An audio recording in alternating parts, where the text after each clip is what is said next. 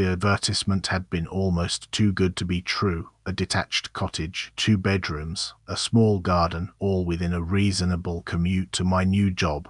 It had that sort of gentle, weathered charm that only comes with age. The kind of place that felt like it had stories embedded in its very foundations. I was tired of apartment living, the constant drone of neighbors, the shared walls that offered no real privacy. This house, perched on the edge of a quiet cul-de-sac, promised solitude.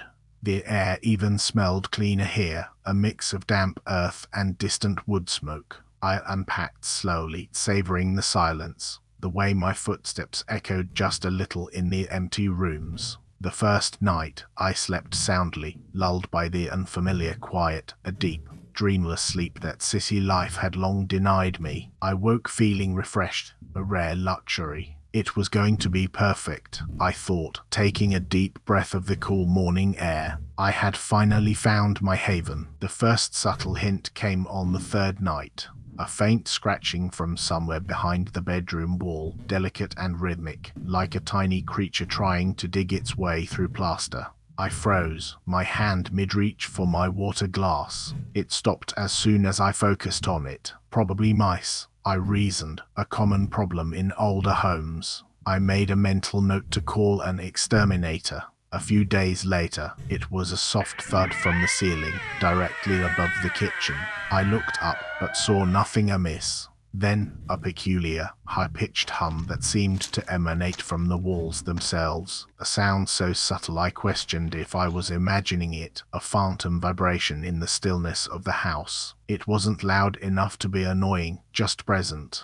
It felt like the house itself was breathing, or maybe listening. The solitude I craved was starting to feel a little less empty, and a little more observed. I started leaving the radio on, a low murmur of talk radio or classical music, just to fill the quiet. But the sounds persisted, sometimes louder, sometimes softer, always just beyond the threshold of clear identification. The scratching became more insistent at night, moving from the bedroom wall to the living room, then to the pantry. It wasn't just mice anymore. The patterns were too erratic, too deliberate.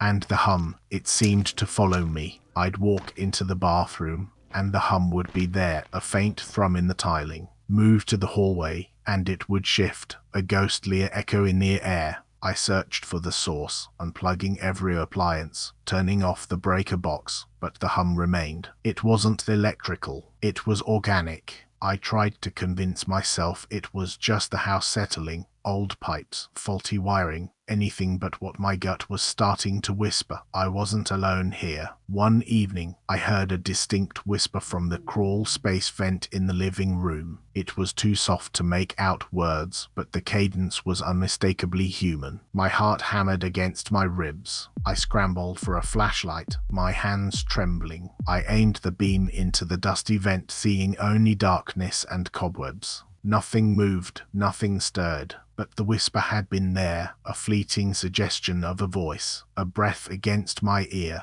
I spent the rest of the night with every light on, a heavy blanket pulled tight around me, my eyes darting to every shadow. I called the landlord the next morning, explaining the noises, the hum, the whisper. He listened patiently, then chuckled.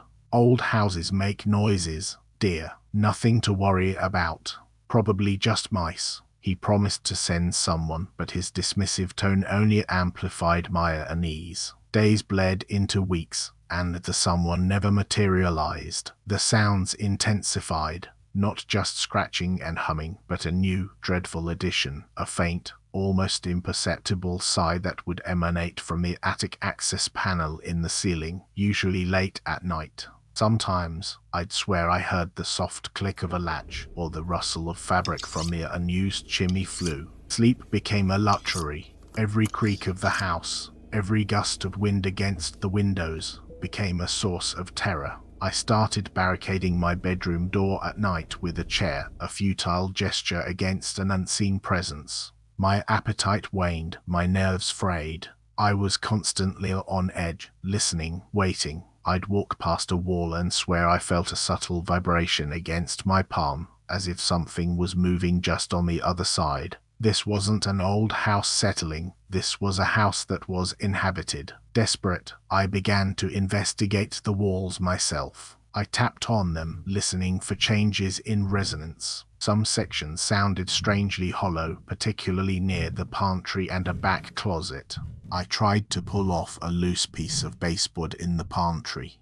It splintered, revealing not solid wall, but a dark, narrow cavity. My breath caught in my throat. It wasn't just a cavity, it was a passage. Too small for me, but maybe not too small for something else. A profound chill swept through me. I shone my phone light into the darkness, seeing only dust and the occasional strand of cobweb, but the passage seemed to extend into the depths of the house, a hidden network of forgotten spaces. This wasn't a mouse hole, this was a deliberate void. The realization hit me with the force of a physical blow. The hum, the scratches, the whispers, the sighs, they weren't from the walls, they were through them. Someone, or something, was living in those hidden spaces, moving within the very structure of my house, watching me through unseen cracks and vents. They were a tenant I didn't know about, a shadow dwelling in the gaps between the plaster and the brick. I imagined eyes, unseen, following my movements from behind the paint,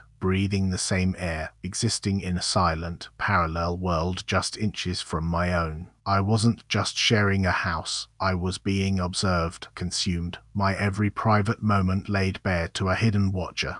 My blood ran cold, a terror more profound than any ghost story. This was real, tangible, and utterly violating. I grabbed my phone, intending to call the police, to scream, to expose the unseen horror. But as my fingers fumbled for the numbers, a sound stopped me dead. Not a scratch, not a whisper, but a clear, distinct beep from the wall beside me, followed by a synthesized voice, calm and even-toned. "Welcome home, Subject 7. Your new dwelling has been prepared. We hope you enjoy the immersive experience." Then, the hum, the persistent, insidious hum suddenly made perfect, terrifying sense. It wasn't an old house settling, it was an advanced, custom-built, soundproofed observation chamber designed to create the illusion of solitude, the perfect environment for a deeply unsettling experiment. My haven wasn't a haven at all, it was a cage meticulously crafted, with me, the new tenant, as the unsuspecting subject, trapped within its carefully constructed walls, and I had been listening to the very system that held me captive.